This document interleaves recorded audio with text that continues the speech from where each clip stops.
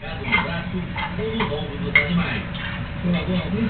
Deixa eu ver. O que você está levando aí? Tudo só. Tá vendo? Está lá embaixo. Que coisa?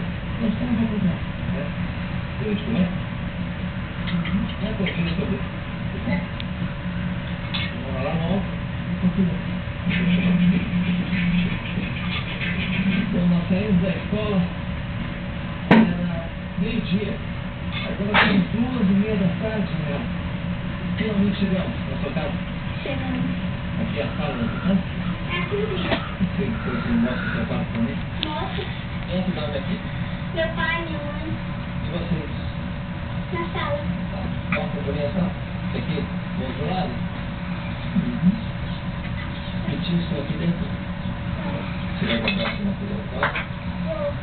Aí pode falar onde você está? Aqui mesmo. Vocês estão aqui mesmo, escreve aqui. É. Tá no chão. Pode secar, enxugar. Você trabalha no chão? Trabalho.